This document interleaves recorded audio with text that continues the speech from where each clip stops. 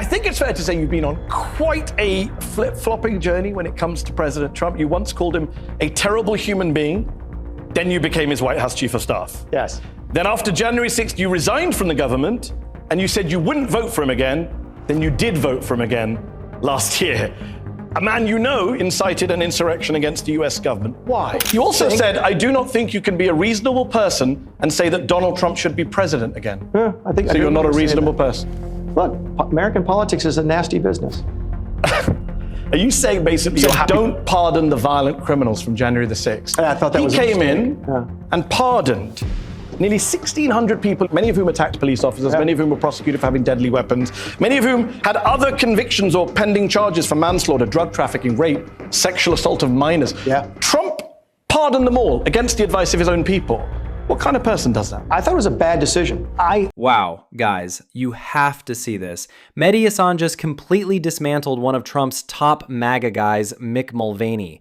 Yes, Trump's own former chief of staff, and it is brutal. From calling Donald Trump a terrible human being to defending him after January 6th, Mulvaney gets exposed for every single flip-flop. This is one of those interviews where you're watching and thinking, did he really just say that?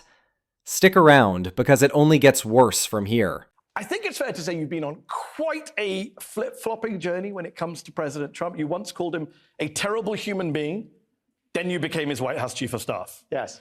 Then after January 6th, you resigned from the government, and you said you wouldn't vote for him again, then you did vote for him again last year. A man you know incited an insurrection against the US government. Why? Fair enough. By the way, I'm not the only person to have varying opinions on Donald Trump. In fact, I think his vice president currently has said some interesting things about him. The part about the horrible person, I remember very vividly because he would remind me of it on a regular basis.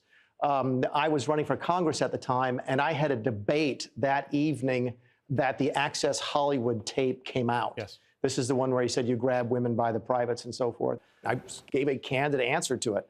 And he never let me forget it. By the way, the man's capacity for forgiveness is infinite. His capacity for forgetfulness is absolutely non-existent. I can tell you this, is I worked with him for 3 years. I never saw any misogyny. I never saw any racial disparity, racism. I never saw the things that people accuse him of doing. Let's come back to that. Is he a perfect guy? No. But you said you wouldn't vote for him again because of the insurrection. Yeah, well, I didn't vote for him in the Republican primary. And a lot of folks did. But you chose to put a man back in the Oval Office who you said, let me just quote you. You said that he lit the fuse for the insurrection and attempted coup in 2021. You said we needed a president that day. We didn't have one. Yeah, and listen, I think Bill Barr said something very similar. Bill actually testified against him at the January 6th committee and said, look, general elections are binary choices in my country. They really are. We don't have a third party. It's this or that. And you have to say, okay, do I take this person with all of their warts and all their difficulties or this person? I mean, an insurrection against the US government is not a wart. It should be disqualifying, should it not? And here's where it gets wild. Mehdi Hasan throws it straight at him. January 6th wasn't some little blemish. It was an attack on the US government. And what does this MAGA guy, Mick Mulvaney, say? He shrugs it off like it's just another flaw, just politics. No, come on. An insurrection is not the same as a bad policy or a mean tweet.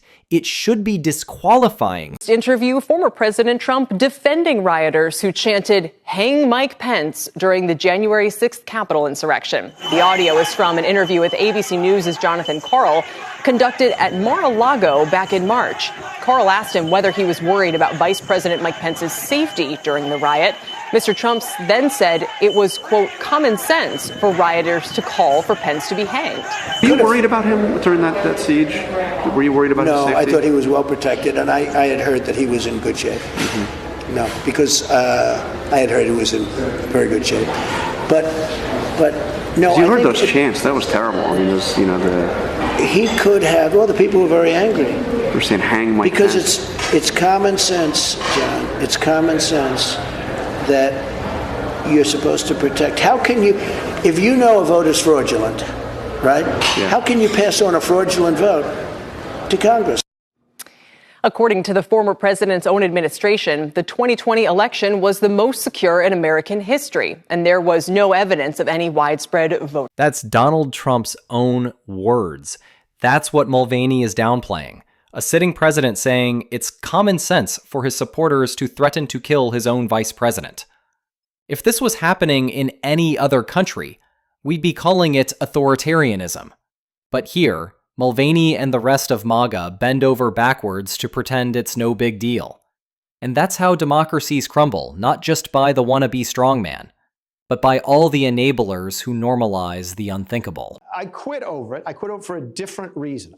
You also said, I do not think you can be a reasonable person and say that Donald Trump should be president again. Yeah, I think so. You're not a reasonable person. Look, American politics is a nasty business. Are you saying basically you're happy to shift your views because that's how politics works? Or are you saying you get the man wrong? Because you also, I just got to remind people here before we move on, just before the 2020 election, you wrote in a Wall Street Journal op-ed that, quote, if he loses, Trump will concede gracefully. He'll fight hard to make sure the results are fair, and in the end, he'll accept the result, whatever it is. How did that work out? That's the easiest question I'll get tonight, because people misunderstand this. That was not a prediction. That was advice. It was a prediction. It absolutely was not, and here's why. I know how Donald Trump works. By this time, after the election, I had been shut out and wasn't able to talk to the folks on the team.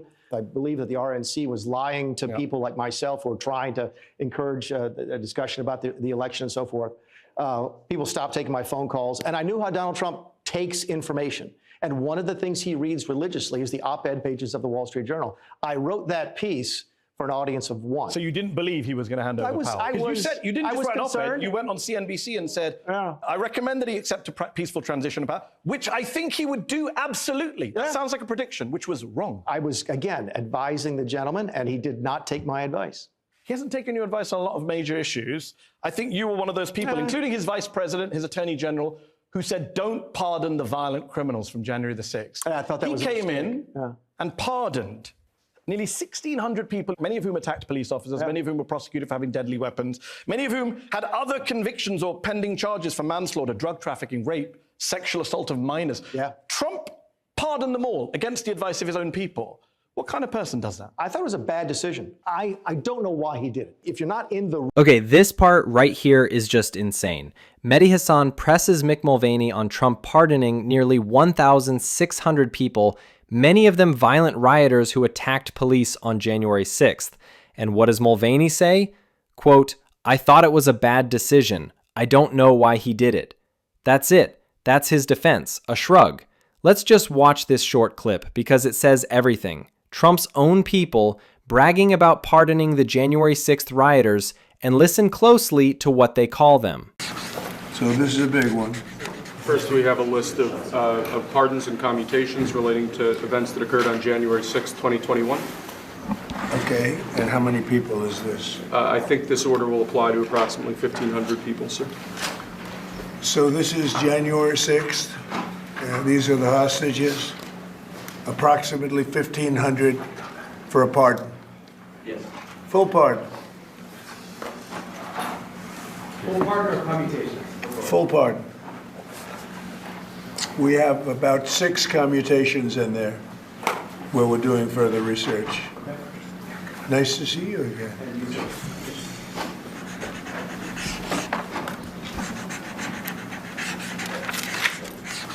So this is a big one. Anything you want to explain about this? We hope they get them. We hope they come out tonight, frankly. Did you catch that? They're not calling them rioters, not insurrectionists, not criminals. They're calling them hostages. This is how MAGA rewrites reality. Cops getting beaten with flagpoles, lawmakers running for their lives, and suddenly the people responsible are victims. And Mick Mulvaney's big defense? I thought it was a bad decision. That's not a defense, that's a cover-up for authoritarian politics. Room with him when he's making the decisions, it's hard to understand exactly why he's doing it. By the way, his vice president said the same thing. Right? A week beforehand. So he threw them all under the bus and just did this thing. And he should have pardoned and then you all just fell in line. The party always falls in line no matter what he does. He is the leader of the party. There's no question about that. So just blind support from the Republicans. Blind support. No, I mean, this is a pretty big issue. You can criticize, you can disagree, and then still support. Well, nobody resigned over this. I mean, you're not in the administration, but none of these people resigned. It's a pretty big deal, right? To pardon insurrectionists who assaulted police officers. I don't think it's the worst decision he's made. I think the worst decision he made was to take security away from various members of his first administration, Mike Pompeo, John Bolton. And I don't like John Bolton very much, but I thought there have been some It's a horrible thing to do. decisions. He's a vindictive man. You say he's forgiving. He forgives the insurrectionists, but goes after his critics. I think he's done a fine job as president. There's a lot of decisions. But hold on, he's how made can that he I have done a disagree fine with. job as president? Right now. Well, he did. January 20th was his presidency. He began his presidency by pardoning insurrectionists. How do you just ignore that, is what I'm wondering. You don't ignore it. You literally are. You're saying he's done a fine job. By definition, you're ignoring. You have to take all of the. I don't think anybody who's president does 100% of the stuff that anybody wants, other than the But president. there have to be some red lines. There are no red lines You for have to Donald take a look at the totality of the circumstances, don't you? I mean, aren't there politicians you like that you haven't agreed with 100% of the time? Yes, I think for a lot of people, for example, voting for Joe Biden on the Democratic side, he supported what happened in Gaza. That was a red line. But for Republicans with Trump, there never seems to be a red line. Whatever he does, all is forgiven. You have called Trump's critics deranged for saying Trump would behave in an authoritarian, even fascistic way, that he would use the government in his second term to go after his critics. And yet, since he's taken office, Trump has cracked down on the press. He's ignored multiple court rulings. He's deported American citizens. He's threatened a Democratic New York Muslim mayoral candidate with deportation. He's arrested a Democratic mayor and a liberal judge. He's indicted a Democratic congresswoman. Unlike your predictions about Trump, the predictions of his critics have been vindicated. Let's pick one. I mean, they've been vindicated. Let's just pick one. Go. Let's pick the indicting the Democrat congresswoman. Just because you're in Congress doesn't mean you get a get-out-of-jail-free card for whatever you do. They indicted her for attacking or assaulting a federal officer. Just because you're in Congress doesn't mean you can get away with that kind of stuff. He didn't just indict her. Alina Habba, his ridiculous U.S. attorney in New Jersey, also arrested Ras Baraka, the mayor of Newark. Yeah. He then had to be released, and a judge said that was a ridiculously hasty arrest. You are targeting political opponents. Adam Schiff is a Democrat senator, used to be in the House, was a leading critic of Trump. Trump tweeted something today about, oh my goodness, it looks like Adam Schiff may have committed mortgage fraud over the course of the last couple of years. The point is, it's mortgage fraud, or at least it's an allegation of mortgage fraud. And my point is this, is it? It's just because you're a senator and a Democrat senator and an opponent of Donald Trump, does that mean that you're sort of protected against any sort of... No, of course not. Okay. The totality. The totality. So for example, we could do that with everything on the list. Okay, the New York mayoral candidate, Zoran Mamdani. Yeah. He says he may be here illegally. We may have to look at deporting him. That's insane. Is he? No, he's an American citizen. How did he get here? So we're going to question every American citizen now? You think that's normal? I'm an American citizen. You're going to question my citizenship as well. If I say something Are you above like. the law? I don't understand. What's the equal application Hold of the law? on. I just want to clarify where we stand here. You're saying it's okay for Donald Trump to cast aspersions on every American citizen who he doesn't like and suggest that they're illegally here. Is casting aspersions fascism? You don't think threatening a mayoral candidate... How did he threaten him? He said, we're going to have to look at that, whether he's here illegally. Is that a threat, or is that just... Hold on.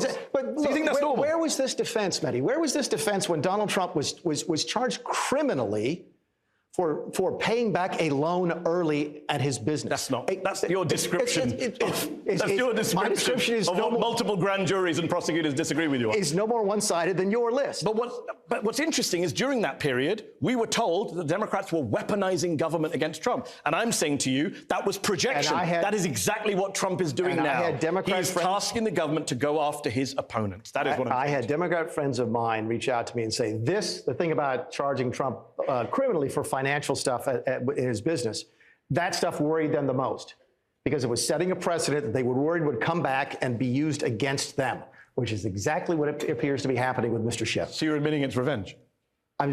What is the difference between revenge and applying the same standard to others that have been applied to you? It's not the same standard, because Donald Trump wrapped up all the other trials against him. We'll never see the trial for January 6th, which even you objected to. You charge a man... Multiple trials were shut down. Put somebody in jail for saying something wrong on a loan application. In jail. By the way, no one's ever gone to jail in my country. Hold on. That. You know very well the other charges, which he'll never see a courtroom for, were much more serious. You know this. Even Bill Barr said he could be prosecuted for what he did with national security documents in Florida. But let me ask you a broader question, since we're not... And honestly, Mehdi Hasan nailed it in that last line. This was a complete collapse.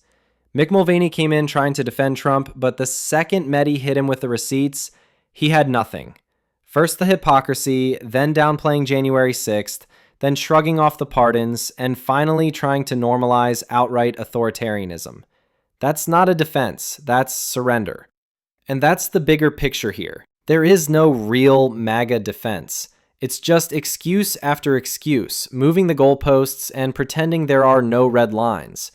But when you actually push back with facts, the whole thing falls apart. Every single time. But hey, that's just my take. What about you?